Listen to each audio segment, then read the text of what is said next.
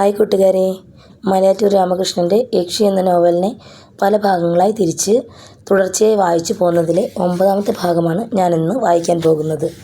കഥ കേട്ടു തുടങ്ങും മുമ്പ് നിങ്ങൾ ആദ്യമായിട്ടാണ് ഈ ചാനൽ കാണുന്നതെങ്കിൽ ഒന്ന് സബ്സ്ക്രൈബ് ചെയ്ത് സപ്പോർട്ട് ചെയ്യണേ. അപ്പോൾ നമുക്ക് കഥ വായിച്ചു തുടങ്ങാം. മോളെ, കാർത്തിയായനിയമ്മ വിളിച്ചു. എന്താണ് അങ്ങനെ വിളിച്ചത്? പ്രായം ചെന്ന ഒരു തള്ളയ്ക്ക് സ്നേഹപൂർവ്വം ഒരു ചെറുപ്പക്കാരി അങ്ങനെ വിളിക്കാവുന്നതാണ്. അങ്ങനെ വിളിച്ചതാണോ? അതോ? അപ്പോൾ ഡോക്ടർ ചോദിക്കുന്നത് കേട്ടു. ഇതെന്ത് പറ്റി? രാഗിണി എന്തു പറയും? അതോ അവൾക്ക് മുമ്പ് ആരെങ്കിലും പറയുമോ? രാക്ഷസനായ ശ്രീനി അവളെ പിടിച്ച് ചുവരിൽ തള്ളി. അപ്പോൾ ഡോക്ടർ പറയും. രാക്ഷസൻ? രാഗിണിയുടെ ദുർബലമായ ശബ്ദമുയർന്നു. ഞാൻ കുളിമുറിയിൽ കാലിടറി വീണു. അനന്തനും കാർത്തിയായനിയമ്മയും പരസ്പരം നോക്കി. പിന്നെ എന്നെ നോക്കി. രാഗിണി അങ്ങനെ പറയുമെന്ന് ഞാൻ വിചാരിച്ചിരുന്നില്ല. എന്നെ ചീത്തയാക്കരുതെന്ന് വിചാരിച്ചാണ് അങ്ങനെ പറഞ്ഞത്. അങ്ങനെ ഒരു യക്ഷി വിചാരിക്കേണ്ട ആവശ്യമില്ല. സ്നേഹമുള്ള ഒരു ഭാര്യ മാത്രമേ അങ്ങനെ ഒരു കള്ളം പറയൂ. ഭർത്താവിൻ്റെ പേരിന് കളങ്കം വരാതിരിക്കാൻ. നമുക്ക് ആശുപത്രിയിലേക്ക് പോകാം, ഡോക്ടർ പറഞ്ഞു. ശ്രീനിവാസൻ വരണമെന്നില്ല, ഞങ്ങൾ പൊയ്ക്കൊള്ളാം, അനന്തൻ അറിയിച്ചു. ഡോക്ടറുടെ പിന്നാലെ അനന്തനും അതിനു പിന്നിൽ രാഗിണിയെ പിടിച്ചുകൊണ്ട് കാർത്തിയായനിയമ്മയും നടന്നു. ആ ഘോഷയാത്ര ഗേറ്റിന് വെളിയിൽ നിന്നിരുന്ന കാറിലേക്ക് നീങ്ങി. കാർ നീങ്ങി തുടങ്ങുമ്പോൾ ഒരു ഭയങ്കര സംഭവം നടന്നു. അനന്തൻ്റെ വീട്ടിൽ നിന്നും ബ്രൂണോ കുരച്ചുകൊണ്ട് വെളിയിലേക്ക് ചാടി. കാറിൻ്റെ മുൻചക്രങ്ങളുടെ നേർക്കാണ് അത് ചാടിയത്. അവിടെ കുടുങ്ങി. ഡ്രൈവർ കാർ നിർത്തി. അനന്തൻ ചാടിയിറങ്ങി. വളരെ ഹ്രസ്വമായ ഒരു നിലവിളി മാത്രമാണ് കാറിനടിയിൽപ്പെട്ടപ്പോൾ ബ്രൂണോ പുറപ്പെടുവിച്ചത്. ഇപ്പോൾ എല്ലാം നിശബ്ദമായിരിക്കുന്നു. കാറിൻ്റെ ശബ്ദമില്ല, ബ്രൂണോയുടെ നിലവിളിയില്ല. ആരും ശ്വാസം വിടുന്നില്ലെന്ന് പോലും തോന്നി. സ്നേഹിച്ചു വളർത്തിയ നായയാണ് പാവം, അനന്തൻ പറഞ്ഞു. എൻ്റെ ഗേറ്റിൽ നിന്നുകൊണ്ട് ഞാൻ ഇതെല്ലാം കണ്ടു. പക്ഷേ ഞാൻ ഓടിയിറങ്ങി ചെന്നില്ല. കാർത്തിയായനിയമ്മ സംസാരിക്കുന്നത് കേട്ടു. അനന്തൻ വരണമെന്നില്ല, ഞാൻ മാത്രം മതി ആശുപത്രിക്ക്. കാർ മുന്നോട്ട് നീങ്ങി. ബ്രൂണോയുടെ ചതഞ്ഞരിഞ്ഞ ശരീരം അനന്തൻ കാലുകൊണ്ട് തട്ടി മതിലിനരികിലേക്ക് ചേർത്തിട്ടു. കാറും ലോറിയും മുട്ടി റോഡിൽ ചത്തു കിടക്കുന്ന നായ്ക്കളെ ഞാൻ കണ്ടിട്ടുണ്ട്. ഉറങ്ങുന്നത് പോലെയാണ് അവ കിടക്കുക. അവയുടെ വായിൽ നിന്നും അല്പം ചോരയെ ഒലിക്കാറുള്ളൂ. കിടക്കുന്നത് കണ്ടാൽ തോന്നും അല്പം ചോര ഛർദ്ദിച്ച ശേഷം ക്ഷീണം തീർക്കാൻ ചരിഞ്ഞു കിടന്നുറങ്ങുകയാണെന്ന്. പക്ഷേ ബ്രൂണോ ഒട്ടേറെ ചോര തുപ്പിയിരുന്നു. കഴുത്തും മുൻകാലുകളും വല്ലാതെ അരഞ്ഞിട്ടുണ്ട്. അല്പം മുമ്പ് മാത്രമാണ് ജീവിച്ചിരുന്ന ബ്രൂണോയെ രാഗിണി അവളുടെ ഭാഗം സാക്ഷിയായി അവതരിപ്പിച്ചത്. ചൂടി ചത്താലും ബ്രൂണോ ജീവിച്ചിരിക്കുന്നില്ലേ, അതായിരുന്നു വാദം. ഇതാ അവൾ ബ്രൂണോയെയും വകവരുത്തിയിരിക്കുന്നു. ഞാൻ ഇടവഴിയിലേക്ക് ഇറങ്ങി. അനന്തനെ നോക്കി. നിശ്ചലനായി നിൽക്കുകയാണ്, കരയുന്നില്ല. പക്ഷേ കണ്ണീരൊലിപ്പിക്കാതെ കരയാനാവുമെങ്കിൽ അനന്തൻ കരയുകയായിരുന്നെന്ന് വേണം പറയാൻ. ജൂഡിയുടെ മരണം അയാളെ ഇത്തരത്തിൽ സ്പർശിച്ചില്ല. ഈ നായ അയാളുടെ ഓമനയാണ്. ഇതൊന്നിച്ചാണ് ഗ്രേറ്റിൽ നിൽക്കുന്നത്. മരുന്ന് ഷോപ്പിലെ പ്രവൃത്തി കഴിഞ്ഞ് മടങ്ങിയാൽ ബ്രൂണോയെ മേയ്ക്കലായിരുന്നു ജോലി. പാവം അനന്തൻ. ഇപ്പോഴെങ്കിലും ബോധ്യമായോ? ഞാൻ ചോദിച്ചു. എന്ത്? രാഗിണി യക്ഷിയാണെന്ന്. എന്താണ് ഇങ്ങനെയൊക്കെ പറയുന്നത്? സത്യമാണ്. ബ്രൂണോ മരിച്ചത് എങ്ങനെയാണെന്ന് മനസ്സിലായില്ലേ? ചത്തുകിടക്കുന്ന ബ്രൂണോയെയും എന്നെയും അനന്തൻ മാറി മാറി നോക്കി. അയാളുടെ നെറ്റിത്തടത്തിൽ വിയർപ്പിൻ്റെ മുത്തുകൾ ഉയർന്നു. ശ്രീനിവാസൻ, വരൂ, എൻ്റെ വീട്ടിലേക്ക് വരൂ, നമുക്ക് കുറേ നേരം സംസാരിക്കാം. ഞാൻ കൂടെ ചെന്നു. ഒരു മൂത്ത സഹോദരൻ്റെ മട്ടിലാണ് അനന്തൻ സംസാരിക്കാൻ തുടങ്ങിയത്. രാഗിണിയെപ്പറ്റി ഇങ്ങനെയൊന്നും പറയരുത്. എത്ര നല്ല കുട്ടിയാണ്. ശ്രീനിവാസൻ ഇങ്ങനെയൊക്കെ പറഞ്ഞാൽ ആ കുട്ടി എന്തു ചെയ്യും? എങ്ങനെ സഹിക്കും? വാസ്തവം പറയട്ടെ, ശ്രീനിവാസൻ ബാലൻസ് തെറ്റിയ മട്ടിലാണ് പെരുമാറിക്കളഞ്ഞത്. കഥ മുഴുവൻ അറിയാതെ നിങ്ങൾ സംസാരിക്കുന്നു. ഞാൻ ആരംഭിച്ചു. ടൗൺ ഹാളിനടുത്ത് വെച്ചുള്ള വളവിൽ വെച്ച് രാഗിണിയെ കണ്ട രാത്രിയെപ്പറ്റി ഞാൻ പറഞ്ഞു. ഞങ്ങളുടെ പ്രേമത്തെപ്പറ്റി പറഞ്ഞു. പിന്നീടുണ്ടായ സംഭവങ്ങളെല്ലാം വർണ്ണിച്ചു. ഞാൻ ചോദിച്ചു, എൻ്റെ കരിഞ്ഞ മുഖം അവൾക്ക് സ്വീകാര്യമായതെങ്ങനെ? ഏതെങ്കിലും ഒരു പെണ്ണ് എന്നെ തേടി വരുമോ? ഭംഗി വാക്കൊന്നും പറയണ്ട, വരികയില്ല. അതാണ് സത്യം. എന്നിട്ടും രാഗിണി വന്നു. ആരാണവൾ? എവിടെ നിന്ന് വന്നു? എന്നെ വിവാഹം കഴിക്കുന്നതിന് മുമ്പും അവൾക്ക് മാനുഷിക ബന്ധങ്ങൾ വേണ്ടതല്ലേ? മാനത്തു നിന്നും പൊട്ടി വീണതുപോലെയല്ലേ വന്നത്? പിടിച്ചു തൂങ്ങാൻ അവൾക്കൊരമ്മൂമ്മയുണ്ട്. ഒരമ്മൂമ്മയുടെ കഥ. ആരും കണ്ടിട്ടില്ലാത്ത ഒരമ്മൂമ്മ. അവൾക്ക് അച്ഛനുണ്ടോ? അമ്മയുണ്ടോ? നാടുണ്ടോ? വീടുണ്ടോ? എല്ലാമുണ്ട്. ഉണ്ടായിരുന്നു. എങ്ങനെ അറിയാം? അറിയാം ശ്രീനിവാസൻ. കാർത്തിയായനിയമ്മയ്ക്ക് പണ്ട് തന്നെ രാഗിണിയെ അറിയാം. അതാണ് ഞാൻ ഊഹിച്ചത്. ശ്രീനിവാസൻ ഊഹിച്ച മട്ടിലൊന്നുമല്ല. പിന്നെ? അനന്തൻ കുറേ നേരം മടിച്ചു നിന്നു. അയാൾ എന്തോ ആലോചിക്കുകയായിരുന്നു. എന്തോ പറയാനുണ്ട്. വേണോ വേണ്ടയോ? മുതുകിൽ കൈകെട്ടിക്കൊണ്ട് അയാൾ അങ്ങോട്ടും ഇങ്ങോട്ടും നടന്നു. നടക്കുന്നതിനിടയിൽ ആത്മകഥം എന്ന മട്ടിൽ അയാൾ പറഞ്ഞു, ഞാൻ ചെയ്യുന്നത് വിശ്വാസവഞ്ചനയാണ്. എങ്കിലും മുഖവരിയൊന്നും കൂടാതെ കാര്യം പറയൂ. മറ്റൊരവസരത്തിൽ ഞാൻ പറയുമായിരുന്നില്ല. പക്ഷേ ഇപ്പോൾ പറയാതെ വയ്യ. എൻ്റെ ജിജ്ഞാസ വളർന്നു. പറയൂ, വളച്ചു കിട്ടില്ലാതെ പറയൂ. രാഗിണിയുടെ പഴയ കഥയാണ് എനിക്ക് പറയാനുള്ളത്. കാർത്യായനിയമ്മ എന്നോട് പറഞ്ഞ കഥ. നിങ്ങളോടിത് പറയില്ലെന്ന് ഞാൻ അവർക്ക് വാക്ക് കൊടുത്തതാണ്. ആ വ്യവസ്ഥ ഞാനിതാ ലംഘിക്കുന്നു. ഒന്ന് വേഗം പറയാമോ? പറയാം. എവിടെ തുടങ്ങണം, എങ്ങനെ തുടങ്ങണം, അതാണ് അറിഞ്ഞുകൂടാത്തത്. ശ്രീനിവാസന് ഏറ്റവും അസുഖമുണ്ടാക്കാനിടയുള്ള കാര്യം ആദ്യം പറയാം. രാഗിണിക്ക് ഒരു ഭർത്താവുണ്ടായിരുന്നു. ഒന്നല്ല, ഒട്ടേറെ ഉണ്ടായിരുന്നു. അവൾ അവരുടെയെല്ലാം ചോര കുടിച്ചു. അവൾ യക്ഷിയാണ്. ഞാൻ പറയുന്നത് ക്ഷമയോടെ കേൾക്കുമോ? ഞാൻ തലകുലുക്കി. അനന്തൻ തുടർന്നു. കൊട്ടാരക്കരയിലാണ് രാഗിണിയുടെ വീട്. കാർത്യായനിയമ്മയുടെ വീടും അവിടെയാണ്. ഒരു പഴയ തറവാടാണ് രാഗിണിയുടേത്. തകർന്നുപോയ ഒരു തറവാട്. രാഗിണിയുടെ അച്ഛനമ്മമാർ മരിച്ചു. പിന്നെ ബന്ധുക്കളെന്ന് പറയാൻ വകയിലൊരമ്മാവനും അമ്മുമ്മയും മാത്രമാണ് ഉണ്ടായിരുന്നത്.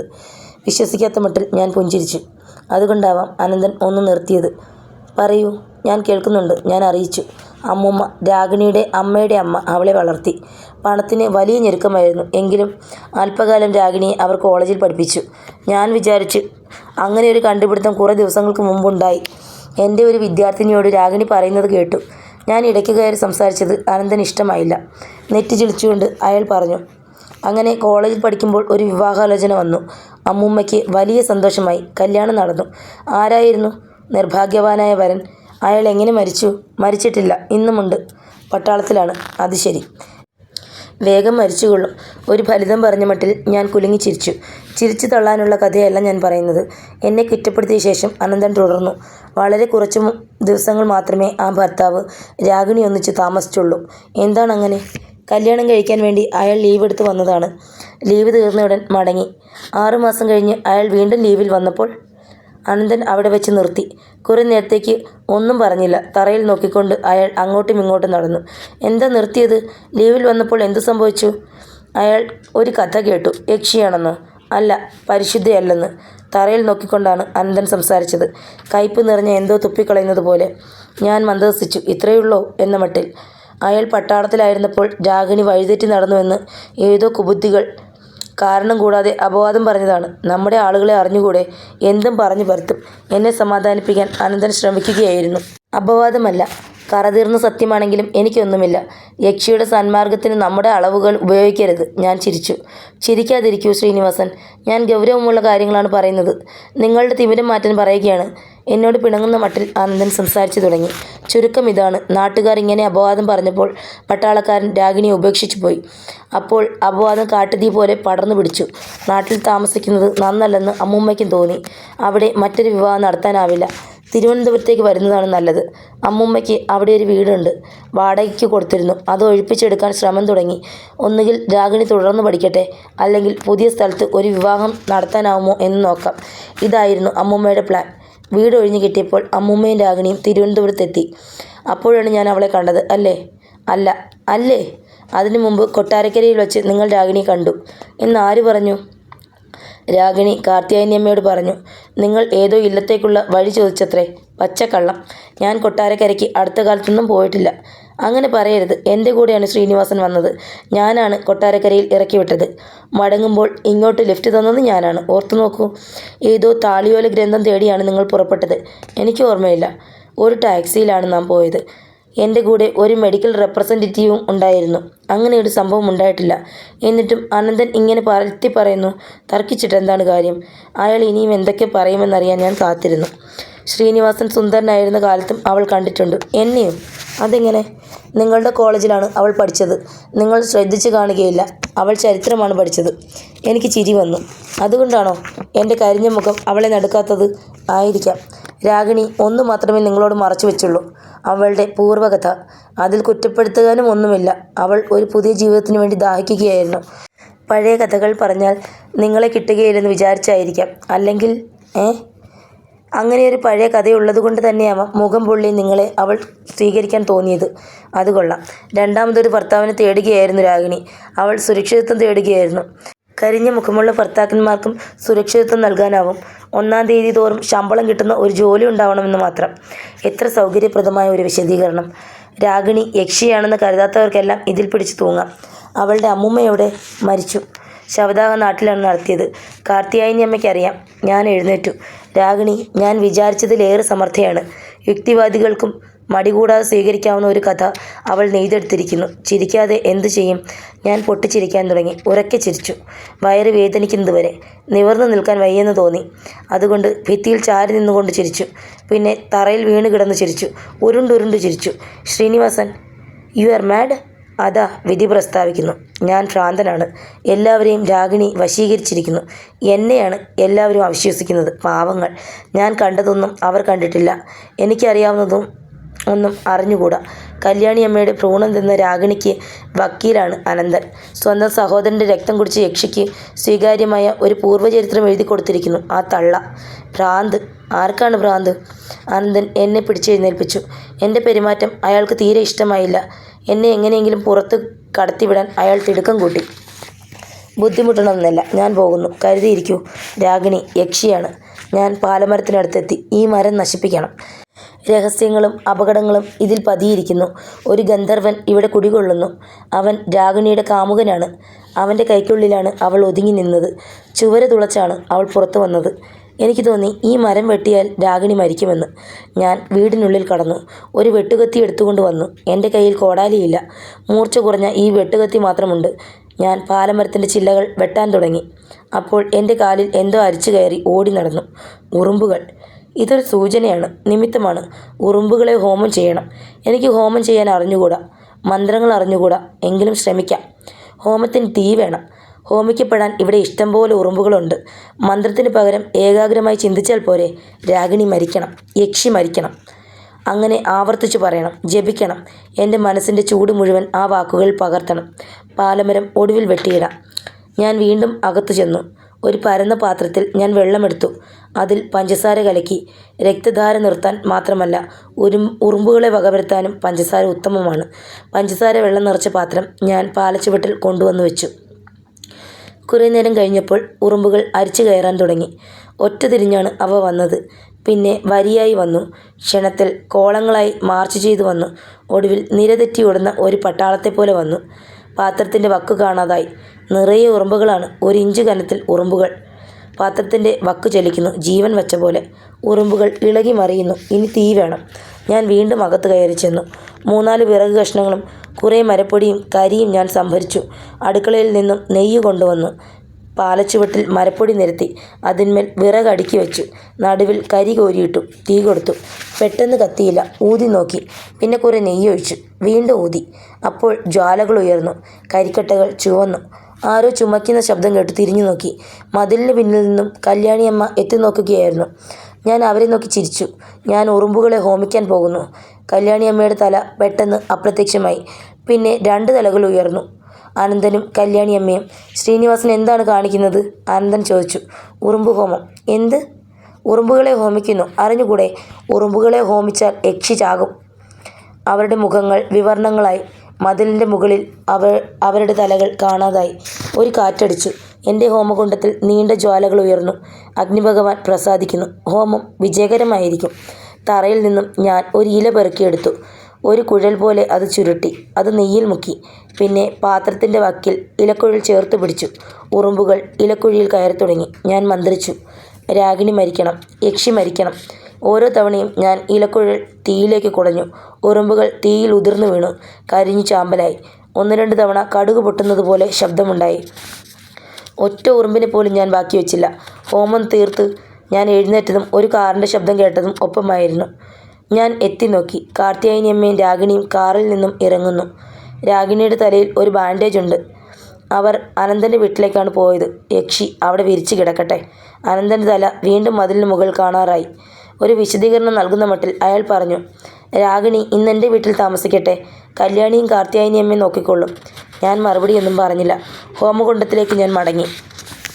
ഒരു ചുവന്ന തടിയനുറുമ്പ് ഓടി നടക്കുന്നത് കണ്ടു. ശ്രദ്ധാപൂർവം അതിനെ പിടിച്ച് ഞാൻ തിളങ്ങുന്ന കരിയിലേക്കിട്ടു. ഷ്! ഞാൻ വിയർത്തു കുളിച്ചിരുന്നു. അല്പം ക്ഷീണം തോന്നി. പക്ഷേ പാലമരം അങ്ങനെ നിന്നുകൂടാ. വെട്ടണം, നശിപ്പിക്കണം. ഞാൻ അതിൻ്റെ തായ്തടി പിടിച്ചു കുലുക്കി. വെട്ടുകത്തി കയ്യിലെടുത്തു. പാലമരത്തിൽ ഞാൻ സർവ്വശക്തിയും ഉപയോഗിച്ച് വെട്ടിത്തുടങ്ങി. മൂർച്ച കുറഞ്ഞ നശിച്ച വെട്ടുകത്തി. തടി കീഴടങ്ങുന്നില്ല. ചില്ലകൾ മാത്രം താഴെ വീഴുന്നു. തായ്തടി നിവർന്നു നിൽക്കുന്നു. മൊട്ടയടിച്ച ഒരു ഉന്നതകായനെപ്പോലെ ഞാൻ നിന്നെ കീഴടക്കും, നശിപ്പിക്കും, നിന്റെ തോല് പൊളിച്ചെടുക്കും. അപ്പോൾ ഏതാനും ദിവസങ്ങൾക്കകം നീ വാടും, കരിയും. ലബോറട്ടറിയിലെ അപകടത്തിന് ശേഷം ആശുപത്രിയിൽ നിന്നും വീട്ടിലെത്തിയപ്പോൾ നിന്റെ തടിയിൽ ആരോ വെട്ടിയിരുന്നു. ആ മുറിവുണങ്ങി. അവിടെ ഇപ്പോൾ വലിയ വടു കാണാം. ഒറ്റ മുറിവായതുകൊണ്ട് നീ രക്ഷപ്പെട്ടു. ഞാൻ നിന്റെ തോല് പൊളിക്കും. ഒരു 100,000 സ്ഥാനങ്ങളിൽ തോൽ അടർത്തിക്കളയും. അപ്പോൾ നീ കീഴടങ്ങും, നശിക്കും. ഞാൻ വെട്ടുകത്തിയുടെ അലക്കൊണ്ട് പാലമരത്തിൻ്റെ തോൽ കുത്തിയിളക്കി. നീളത്തിൽ തോലുരിഞ്ഞു തുടങ്ങി. ഉച്ച കഴിയുന്നത് വരെ ഞാൻ പാലമരത്തിൽ വെട്ടിക്കൊണ്ടിരുന്നു. പിന്നെ ഉറങ്ങാൻ കിടന്നു. സന്ധ്യയ്ക്കാണ് ഞാൻ ഉണർന്നത്. വീണ്ടും വെട്ടാൻ തുടങ്ങി. സെക്കൻഡ് ഷോ സിനിമ കഴിഞ്ഞ് എൻ്റെ വളഞ്ഞു പൊളഞ്ഞ ഇടവഴിയിലൂടെ 5-6 പേർ ഉറക്കെ സംസാരിച്ചു കൊണ്ട് പോയപ്പോഴാണ് എനിക്ക് ബോധം തെളിഞ്ഞത്. അതുവരെ എൻ്റെ ലോകത്തിൽ ആ പാലമരവും ഞാനും മാത്രമേ ഉണ്ടായിരുന്നുള്ളൂ. രാഗിണി അനന്തൻ്റെ വീട്ടിൽ എന്തു ചെയ്യുകയാണ്? ഉറങ്ങുകയാവും. അതോ പുതിയ മായാജാലങ്ങളും മന്ത്രവിദ്യകളും പ്രകടിപ്പിക്കാൻ അവൾ തയ്യാറാവുകയാണോ? അവളുടെ കഴിവുകൾക്ക് അതിരില്ല. ലോകത്തിൻ്റെ മുഴുവൻ ദൃഷ്ടിയിൽ അവൾ നല്ല കുട്ടിയാണ്. കാർത്യായനിയമ്മയും അനന്തനും അവളുടെ ഭാഗത്താണ്. ഞാൻ ഭ്രാന്തനാണെന്നാണ് അനന്തൻ പറഞ്ഞത്. വിചിത്രമായ ലോകം. ഒരു മനുഷ്യൻ ഭ്രാന്തനാണോ അല്ലയോ എന്ന ചോദ്യം പോലും ഭൂരിപക്ഷ അഭിപ്രായം നോക്കിയാണ് തീരുമാനിക്കപ്പെടുന്നത്. എന്തൊരു ജനാധിപത്യം! മെജോറിറ്റി വോട്ട് നീണാൽ വാഴട്ടെ. എനിക്ക് ആരുണ്ട്? ചന്ദ്രശേഖരൻ മാത്രം. അവൻ പോലും എനിക്കെതിരാണ്. അവൻ്റെ സഹായം തേടിച്ചെന്നപ്പോൾ അവൻ പെരുമാറിയത് കണ്ടില്ലേ? അനുഭവിച്ചവനെ അറിയൂ. ആ അനുഭവം മനുഷ്യൻ്റെ സാധാരണ അനുഭവങ്ങളിൽ നിന്നും വിഭിന്നമാകുമ്പോൾ അനുഭവിച്ചവൻ ഭ്രാന്തനായി മുദ്രയടിക്കപ്പെടുന്നു. ഞാൻ എൻ്റെ ഹോമകുണ്ഡത്തിൽ നോക്കി. കരിഞ്ഞ ഒരു കൂമ്പാരം വിറകഷ്ണത്തിൻ്റെ വെളിയിൽ ചാടി നിൽക്കുന്ന തുമ്പ് ഒഴിച്ചാൽ എല്ലാം വെണ്ണീറായിരിക്കുന്നു. ഹോമം നടത്തുമ്പോൾ ഞാൻ ഉത്കടമായി അഭിലഷിച്ചതാണ് യക്ഷി മരിക്കണം. ഇപ്പോൾ രാഗിണി മരിച്ചിട്ടുണ്ടാവുമോ? അറിയണമെന്ന് തോന്നി. ഒരു കള്ളനെ പോലെ ഞാൻ മതിൽ ചാടി അനന്തൻ്റെ വളപ്പിലെത്തി. ഒരു മുറിയിൽ മാത്രമേ വെളിച്ചമുണ്ടായിരുന്നുള്ളൂ. ആരാണ് വൈകിന്നേരത്ത് ഉണർന്നിരിക്കുന്നത്? ഒളിഞ്ഞു നോക്കി അനന്തനും ചന്ദ്രശേഖരനും. ചന്ദ്രശേഖരൻ എപ്പോൾ വന്നു? ആരാണ് വിളിച്ചത്? അവർ എന്നെപ്പറ്റി സംസാരിക്കുകയായിരുന്നു. ഞാൻ ഒതുങ്ങി നിന്നു, മറഞ്ഞു നിന്നു. താനി ഭ്രാന്താണ്, യാതൊരു സംശയവുമില്ല, അനന്തൻ പറയുന്നു. കുറേ നിമിഷങ്ങൾ നിശബ്ദമായി കടന്നു പോകുന്നു. ഭ്രാന്തില്ലെങ്കിൽ ആ പെണ്ണിനെ ആക്രമിക്കുമോ? രാഗിണിയുടെ കഥ മുഴുവൻ ഞാൻ പറഞ്ഞു. വിശ്വസിച്ചില്ല. വീണ്ടും അനന്തൻ്റെ ശബ്ദം. എന്നെ പരിഭ്രമിപ്പിക്കുന്നത് മറ്റൊരു കാര്യമാണ്. ചന്ദ്രശേഖരൻ പറയുന്നു. എന്ത്? ഉറുമ്പിനെ ഹോമിച്ചില്ലേ? അതാണ് എന്നെ ഭയപ്പെടുത്തുന്നത്. യുക്തി നിശേഷം നശിച്ചിരിക്കുന്നു. ശ്രീനി ഇനി അക്രമ സ്വഭാവം തുടർന്ന് കാണിച്ചേക്കാം. ഒന്ന് നിർത്തിയ ശേഷം ചന്ദ്രശേഖരൻ തുടർന്നു. അതിബുദ്ധിമാനാണ് ശ്രീനി. ഞങ്ങളുടെ കോളേജിലെ ജൂനിയർ സ്റ്റാഫിൽ വെച്ച് ഏറ്റവും മിടുക്കനായിരുന്നു അവൻ. അതെ, ആയിരുന്നു. പക്ഷേ ലബോറട്ടറിയിലെ അപകടം അവനെ തികച്ചും വ്യത്യസ്തനാക്കി. അവൻ ഒതുങ്ങി ജീവിച്ചു. അവന് ഭയങ്കരമായ അപകർഷതാബോധവും ഉണ്ടായി. വെളിയിൽ നിന്നിരുന്ന എനിക്ക് അവരുടെ മുഖങ്ങൾ കണ്ടുകൂടാ. എങ്കിലും എൻ്റെ മനസ്സിൻ്റെ കണ്ണാടിയിൽ ഞാൻ അവരെ കണ്ടു. എന്നെ യുക്തിയുടെ പിച്ചാത്തി കൊണ്ട് കുത്തിക്കീറുകയാണവർ. ചന്ദ്രശേഖരൻ ഇടയ്ക്കൊന്ന് നിർത്തുന്നു. സംഭാഷണത്തിന് ചിഹ്നം നടത്തുന്നു. അർദ്ധവിരാമങ്ങളും പൂർണ്ണവിരാമങ്ങളും. തുടർന്ന് പറയാനുള്ള കാര്യങ്ങളുടെ ഇഫക്റ്റ് നഷ്ടപ്പെടുത്തരുതല്ലോ. അവൻ തുടർന്ന് സംസാരിക്കുന്നത് കേട്ടു. ശ്രീനിക്കൊരു കാമുകിയുണ്ടായിരുന്നു, വിജയലക്ഷ്മി. കേട്ടിട്ടുണ്ട്. കോളേജിലെ ബ്യൂട്ടിയാണ് അവൾ. മുഖം കരിഞ്ഞപ്പോൾ ശ്രീനിയെ അവൾക്ക് വേണ്ടതായി. ആ സംഭവം അവൻ്റെ മനസ്സിൻ്റെ ഓരോ നാരിലും മുറിവുണ്ടാക്കി. ഒരിക്കലും ഒരു പെൺകുട്ടി തന്നെ തേടി വരികയില്ലെന്ന് അവൻ വിശ്വസിച്ചു. അതാ വീണ്ടും അർദ്ധവിരാമം. ഇനി എന്താണ് പറയാൻ പോകുന്നത്? ഞാൻ ചെവി കൂർപ്പിച്ചു നിന്നു. ശ്രീനി സദാചാരത്തിൻ്റെ ആകെത്തുകയായിരുന്നു പണ്ട്. അപകടത്തിന് ശേഷം അവൻ മാറി തുടങ്ങി. എങ്ങനെ അറിയാം? അവൻ ഒരു വേശ്യാലയത്തിൽ പോയി. സത്യമോ? അതെ. അവിടെ വെച്ചുണ്ടായ അനുഭവം അവനെ പിശാചിനെപ്പോലെ പിന്തുടർന്നു. ഇതെൻ്റെ തിയറിയാണ്. ശരിയാണെന്ന് ഞാൻ വിശ്വസിക്കുന്ന ഒരു തിയറി. ആ അനുഭവം അവന് നപുംസകത്വം സമ്മാനിച്ചു. വാട്ട്? Sexual importance? അതെ, അങ്ങനെ ഉണ്ടാവണം. താൽക്കാലികമായിട്ടോ ശാശ്വതമായിട്ട് തന്നെയോ ഒരു സൈക്യാട്രിസ്റ്റിന് ഈ തകരാറ് മാറ്റാൻ കഴിഞ്ഞേക്കും. എന്താണ് വേശ്യാലയത്തിലുണ്ടായത്? ഞാൻ പരിശുദ്ധനായി മടങ്ങിയ കഥ അവൻ പറഞ്ഞു. രാഗിണിയെ വിവാഹം ചെയ്ത ശേഷവും ഈ കുഴപ്പം തുടർന്നു. മുഖം നഷ്ടപ്പെട്ടതിൻ്റെ ദുഃഖവും വേശ്യാലയത്തിലെ അനുഭവവും ഒത്തുചേർന്നപ്പോൾ. വിവാഹത്തിന് ശേഷം ഈ കുഴപ്പമുണ്ടായിരുന്നെന്ന് എങ്ങനെ അറിയാം? അവൻ തന്നെ എന്നോട് പറഞ്ഞതാണ്. ഈ ലോകത്തിൽ അവന് ആകെയുള്ള ഒരു സ്നേഹിതൻ ഞാനാണ്. രാഗിണിയെ ഒരിക്കലും സ്വന്തമാക്കാൻ അവന് കഴിഞ്ഞിട്ടില്ല. സത്യമോ? കല്യാണിയോട് ഒരിക്കലും രാഗിണി സൂചിപ്പിച്ചില്ലല്ലോ. തങ്കത്തിനോട് സൂചിപ്പിച്ചില്ല. എല്ലാം മറച്ചു വെച്ചു. അവളുടെ വേദനകൾ മറ്റാരും അറിയാതിരിക്കാനാണ്. രാഗിണി നിഷ്കർഷിച്ചു. പാവം പെൺകുട്ടി. അപ്പോൾ ഇക്കാര്യത്തിലുള്ള കഴിവുകേട്? പിന്നെ ഞാനവിടെ നിന്നില്ല. എന്നെ അവർ എത്ര ഭീകരമായി വിശകലനം ചെയ്യുന്നു. എൻ്റെ ഹൃദയം അടർത്തിയെടുത്ത് ഒരു മരപ്പലകയിൽ ആണിയടിച്ചു വെച്ച ശേഷം സ്കാൽപ്പൽ കൊണ്ട് കുത്തിക്കീറുന്നു, കൊത്തിവലിക്കുന്നു. ഇവർക്ക് ഞാനൊരു ലബോറട്ടറി സ്പെസിമെനാണ്. വേദന അനുഭവിക്കുന്ന മനുഷ്യനല്ല. എനിക്ക് കഴിവില്ല പോലും. ഞാൻ നപുംസകമാണ് പോലും. എത്ര ക്രൂരമായ അപവാദം! ഞാൻ ശക്തനാണ്. ഒന്നാംകിട ടെന്നീസ് കളിക്കാരനായിരുന്നു. എൻ്റെ കിടക്കറ പരാജയങ്ങൾ ഒരു രക്ഷാകവചം മാത്രമായിരുന്നു. ഞാൻ തെളിയിക്കും, എനിക്കൊരു തകരാറുമില്ലെന്ന്. രാഗിണി ഒഴിച്ച് ഏതൊരുത്തി വന്നാലും ഞാൻ കീഴടക്കും. രാഗിണി യക്ഷിയാണ്. അവിടെ ഞാൻ പിൻവാങ്ങുന്നു. അല്ലെങ്കിൽ ഞാൻ മരിച്ചു പോകും. ഞാൻ എൻ്റെ വീട്ടിലേക്ക് മടങ്ങി. എൻ്റെ പേഴ്സ് എടുത്തു. പതുക്കെ പമ്മി നിരത്തിലിറങ്ങി. രാഗിണിയെ പിന്നീട് കാണാം. എൻ്റെ ഹോമത്തിൻ്റെ ഫലം പിന്നീട് അറിയാം. ഉടൻ വേണ്ടത് ഒന്നു മാത്രം. ഈ അപവാദം ശരിയല്ലെന്ന് സ്ഥാപിക്കണം. എനിക്കൊരു സ്ത്രീയെ വേണം. ഞാൻ ഓടി. കുത്തനെ ഇറങ്ങിപ്പോകുന്ന ആ റോഡിലെത്തി. ആ ഇലക്ട്രിക് പോസ്റ്റ് കണ്ടു. അതിനടുത്തുള്ള പൈപ്പ് തിരിച്ചറിഞ്ഞു. ഇടത്തോട്ട് തിരിഞ്ഞു. വാഴക്കൂട്ടം കണ്ടു തുടങ്ങി. പക്ഷേ വെളിച്ചമില്ലായിരുന്നു.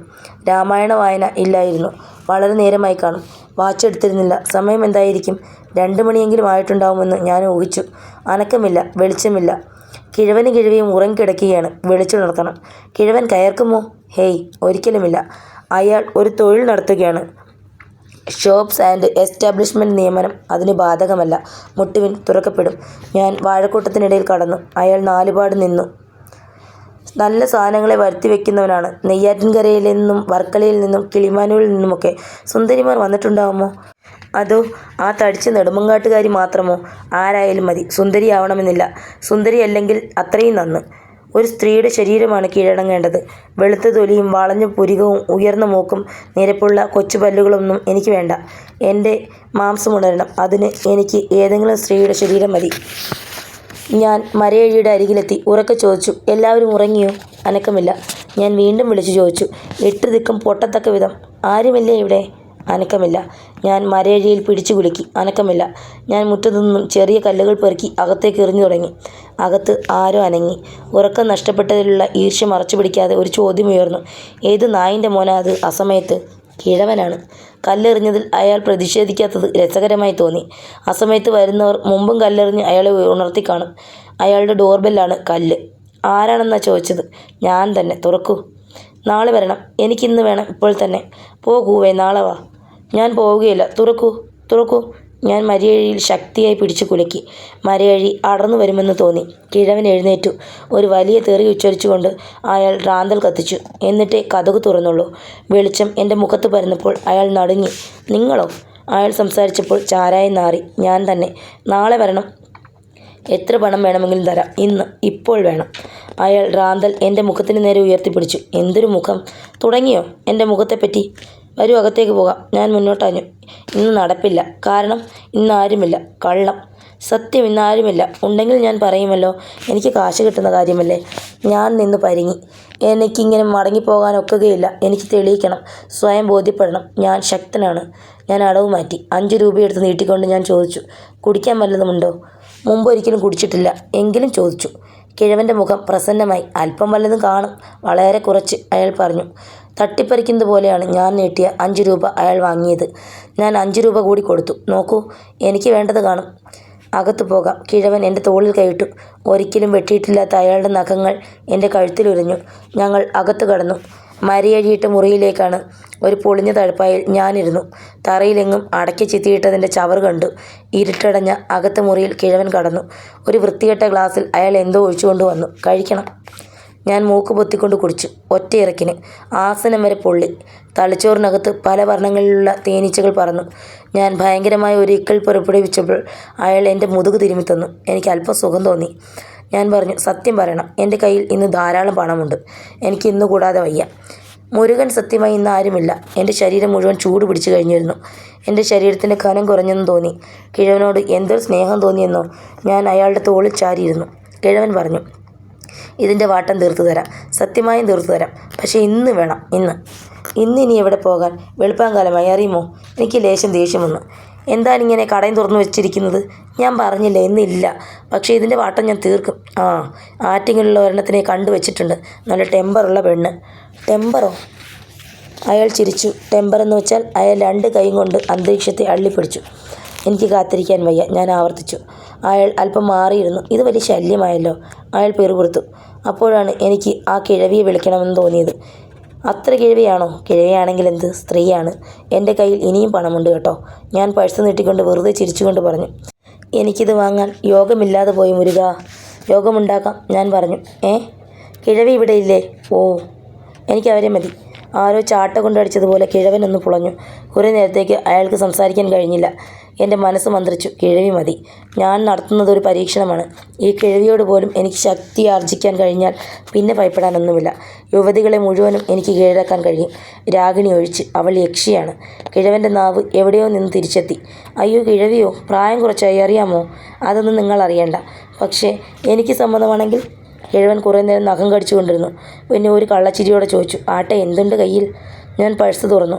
തറയിൽ കുടഞ്ഞിട്ടു. നോട്ടുകളും ചില്ലറയും താഴെ വീണു. കിഴവൻ 2 കൈകൊണ്ടും അവ പെറുക്കിക്കൂട്ടി ശ്രദ്ധാപൂർവ്വം എണ്ണി. 23 രൂപ 60 പൈസ. അയാൾ എണ്ണി തിട്ടപ്പെടുത്തി. കിഴവൻ എഴുന്നേറ്റു.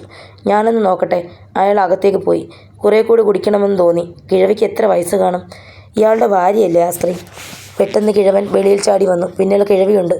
റൗക്ക അഴിഞ്ഞു കിടക്കുന്നു. മാംസം തൂങ്ങുന്നു. എന്നെ വേണം അല്ലയോടാ? എന്നെ നോക്കിക്കൊണ്ട് കിഴവി അലറി. ഞാനൊരു പരീക്ഷണം. ശൈത്താൻ. എടി, 23 രൂപയുണ്ട്. കളിയല്ല. കിഴവൻ ഇടപെട്ടു. അവൻ്റെ ഒരു മുഖം. കിഴവി അലറി. മുഖം ഞാൻ പൊത്തിപ്പിടിച്ചു കൊള്ളാം. എടി, 23 രൂപയാ. എനിക്ക് ഉറക്കം വരുന്നു. കിഴവി വെറുപെടുത്തു. കിഴവൻ കിഴവിയുടെ താടിയിൽ സ്നേഹപൂർവ്വം ഒന്ന് തലോടി. വന്നു കയറിയത് വേണ്ടെന്ന് പറയാതെടി. കിഴവി എന്നെ കടന്നു പിടിച്ചു. അപ്പോൾ ഞാൻ ഈജിപ്തിലെ മമ്മികളെക്കുറിച്ച് ഓർത്തു. ഞങ്ങൾ അകത്ത് പോയി. എൻ്റെ മൂക്ക് വിടർന്നു. ശവപ്പെട്ടികൾ തുറന്നിരിക്കുന്നു. മമ്മികളുടെ ശരീരം പുറത്തെടുക്കപ്പെടുന്നു. അവയെ പൊതിഞ്ഞിരിക്കുന്ന തുണികൾ അഴിച്ചു മാറ്റപ്പെടുന്നു. എങ്ങും നാറ്റമുയരുന്നു. ഞാൻ വിയർത്തു. ഞാനൊരു പുഴുവാണ്. ചീഞ്ഞ മാംസത്തിൽ പുളയാനാണ് ഞാൻ നോക്കുന്നത്. ചീഞ്ഞളിഞ്ഞ മാംസം. ഞാൻ ചാടി എഴുന്നേറ്റു. ഓടണം, ഇവിടെ നിന്ന് ഓടണം. ഞാൻ ചാടിയിറങ്ങി. കിഴവനെ തട്ടി മാറ്റിക്കൊണ്ട് ഞാൻ വാഴക്കൂട്ടത്തിനിടയിലൂടെ തിരിഞ്ഞു നോക്കാതെ ഓടി. ഓടി ഞാൻ വീട്ടിലെത്തി. ഇടവഴിയിൽ നിന്നും അകത്തേക്ക് കടക്കുമ്പോൾ പാലമരം ആടുന്നത് കണ്ടു. വെളിച്ചത്തിൽ മുങ്ങിക്കൊണ്ടാണ് ആടുന്നത്. ഗാനമുയരുന്നുണ്ട്. പക്ഷേ പതിവുള്ള മാധുര്യമില്ല. ആ വാദ്യോപകരണങ്ങൾക്കെല്ലാം ജലദോഷം പിടിപെട്ടിട്ടുണ്ടെന്ന് തോന്നി. ആ വെളിച്ചത്തിൽ ഒരു രൂപമുണ്ട്. ഒരു ഗന്ധർവൻ. കിരീടം വച്ചിരിക്കുന്നു. പരന്ന മാറിടം. നീണ്ടുരുണ്ട കൈകൾ. പക്ഷേ ശരീരത്തിൽ തോലില്ല. ആരോ ഉരിച്ചെടുത്തിരിക്കുന്നു. ഞാനാണ് ഉരിച്ചെടുത്തത്. എൻ്റെ വെട്ടുകത്തി പാലയുടെ തോലുരിഞ്ഞില്ലേ? പെട്ടെന്ന് എവിടെ നിന്നോ ഒരു കോഴി കൂവി. അപ്പോൾ ഗന്ധർവൻ വിറവുകൊണ്ട് അവൻ താഴെ വീണു. ദീനമായ ഒരു ഞരക്കം. പാലമരം തറയിൽ കിടക്കുന്നു. മുറ്റത്ത് കിടന്നിരുന്ന വെട്ടുകത്തി ഞാനെടുത്തു. പാലയുടെ മിച്ചം എന്തെങ്കിലും ഉണ്ടെങ്കിൽ വെട്ടി നീക്കണം. അധ്വാനിക്കേണ്ടി വന്നില്ല. പാല കടപുഴകിയാണ് വീണിരിക്കുന്നത്. ഗന്ധർവൻ നിലംപൊത്തി കഴിഞ്ഞു. രാഗിണിക്ക് എന്തു പറ്റി? അറിയാൻ തിടുക്കമായി. മരിച്ചിരിക്കും. എൻ്റെ ഉറുമ്പുകൾ അവളെ വകവരുത്തിയിരിക്കും. ഞാൻ മതിൽ ചാടി അനന്തൻ്റെ വളപ്പിലിറങ്ങി, വെട്ടുകത്തി സഹിതം. എൻ്റെ കാലിൽ എന്തോ തറച്ചു. നീണ്ട ഒരാണി. കാലിൽ തറച്ച ആണി ഞാൻ പിഴുതെടുത്തു. ചോര പുരണ്ടിരിക്കുന്നു. നേരം പുലരാൻ തുടങ്ങുന്നു. അനന്തൻ്റെ വീടിന് ചുറ്റും ഞാൻ നടന്നു. രാഗിണി എവിടെയാണ്? ഏത് മുറിയിലാണ്? തുറന്നു കിടക്കുന്ന ജനലുകളിലൂടെ ഞാൻ നോക്കി. അടുക്കളയ്ക്കടുത്തുള്ള ഒരു മുറിയിലാണ് രാഗിണി കിടക്കുന്നത്. അടുത്ത് കാർത്തിയാനിയമ്മ കിടക്കുന്നു. മുറിക്ക് ഒറ്റ ജനലേ ഉള്ളൂ, മരയഴിയിട്ട ജനൽ. ഞാൻ എൻ്റെ ആയുധങ്ങൾ പരിശോധിച്ചു. വെട്ടുകത്തിയും ആണിയും. മിന്നൽ പോലെയാണ് ആ ചിന്ത എൻ്റെ മനസ്സിൽ കടന്നു വന്നത്.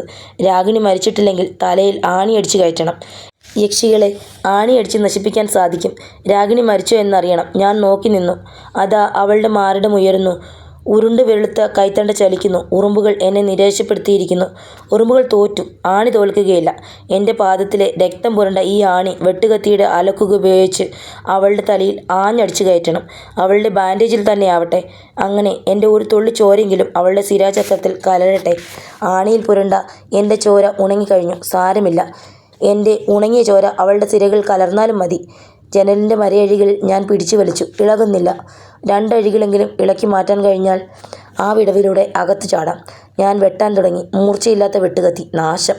മൂർച്ചയുള്ള ഒരെണ്ണം സമ്പാദിക്കേണ്ടതായിരുന്നു. ശബ്ദം കേട്ട് കാർത്തിയാനിയമ്മ ഉണർന്നു. ഭ്രാന്തൻ, ഭ്രാന്തൻ, അവർ വിളിച്ചുകൂവി. രാഗിണി ചാടി എഴുന്നേറ്റു. എവിടെ നിന്നോ കല്യാണിയമ്മ പ്രത്യക്ഷപ്പെട്ടു. അനന്തനും ചന്ദ്രശേഖരൻ വെളിയിൽ ചാടിയിറങ്ങി. ചന്ദ്രശേഖരൻ എൻ്റെ അടുത്തെത്തി. വെട്ടുകത്തി താഴെയിടൂ, അവൻ പറഞ്ഞു. ഞാൻ നിന്നെ വെട്ടുകയില്ല. ഞാൻ ആണിയടിക്കാൻ വന്നതാണ്. എന്ത്? ഞാൻ യക്ഷിയുടെ തലയിൽ ആണിയടിക്കാൻ വന്നതാണ്. അവൻ്റെ കണ്ണുകൾ നിറഞ്ഞു. എന്തിനാണ് അവൻ കരയാൻ ഭാവിച്ചത്? വരൂ, അവൻ വിളിച്ചു. ആണിയടിക്കാതെ ഞാൻ വരികയില്ല. അതിനൊക്കെ വഴിയുണ്ടാക്കാം. നീ എൻ്റെ കൂടെ വാ. അവൻ എന്നെ പതുക്കെ വിളിച്ചു. എന്നെ അങ്ങനൊന്നും പറഞ്ഞു പറ്റിക്കേണ്ട കേട്ടോ. നീ വിളിച്ചതുകൊണ്ടാണ് ഞാൻ വരുന്നത്. അവൻ വിളിച്ചാൽ ഞാൻ എവിടെ വേണമെങ്കിലും പോകും. എനിക്ക് ആകെയുള്ള ഒരു സ്നേഹിതനാണ് അവൻ. എൻ്റെ വീട്ടിലേക്കാണ് ഞങ്ങൾ നടന്നത്. എനിക്ക് വല്ലാത്ത ക്ഷീണം തോന്നി. എൻ്റെ ശരീരം പൊള്ളിത്തുടങ്ങി. പുകഞ്ഞു. എൻ്റെ നെറ്റിയിൽ തൊട്ടുകൊണ്ട് ചന്ദ്രശേഖരൻ പറഞ്ഞു, നിനക്ക് ഭയങ്കര പനിയുണ്ട്. എൻ്റെ കിടക്ക അവൻ വിരിച്ചു തന്നു. കിടക്കൂ. ഞാൻ അനുസരിച്ചു. ഞാനൊരു ഡോക്ടറെ വിളിക്കാം. ഈ പനി താനെ മാറിക്കൊള്ളും. ഡോക്ടറൊന്നും വേണ്ട. ഇന്നലെ ഞാൻ തീരെ ഉറങ്ങിയില്ല, അതുകൊണ്ടാണ്. അങ്ങനെ സംസാരിച്ചു കൊണ്ടിരുന്നപ്പോൾ ചന്ദ്രശേഖരൻ പെട്ടെന്ന് മുറി വിട്ടുപോയി. കിടക്കയിൽ നിന്നും എഴുന്നേൽക്കാനാവുന്നതിന് മുമ്പ് അവൻ മുറി പൂട്ടിക്കളഞ്ഞു. ഞാൻ പൊട്ടിച്ചിരിച്ചു. ചന്ദ്രശേഖരൻ എന്നെ ഭയപ്പെടുന്നു. ഞാൻ ഇനിയും വെട്ടുകത്തിയെടുക്കുമെന്ന് അവൻ വിശ്വസിക്കുന്നു. അങ്ങനെ ഞാൻ എത്ര ദിവസങ്ങളാണ് കിടക്കയിൽ തന്നെ കഴിച്ചുകൂട്ടിയത്? ഓർമ്മയില്ല. കണക്ക് കൂട്ടാൻ വയ്യ. ഞാൻ കലണ്ടറിൽ ചുവന്ന പെൻസിൽ കൊണ്ട് വട്ടമിട്ടു. കൂട്ടുകാരെ, കഥ ഇഷ്ടമായിട്ടുണ്ടെങ്കിൽ തീർച്ചയായും ലൈക്ക് ചെയ്യണം. അതുപോലെ നിങ്ങളുടെ വിലയേറിയ അഭിപ്രായങ്ങളും നിർദ്ദേശങ്ങളും കമൻറ്റായി രേഖപ്പെടുത്തുകയും വേണം. ഇതിൻ്റെ അടുത്ത ഭാഗവുമായി ഞാൻ വരും വരേക്കും നിങ്ങൾക്കെല്ലാവർക്കും വിട.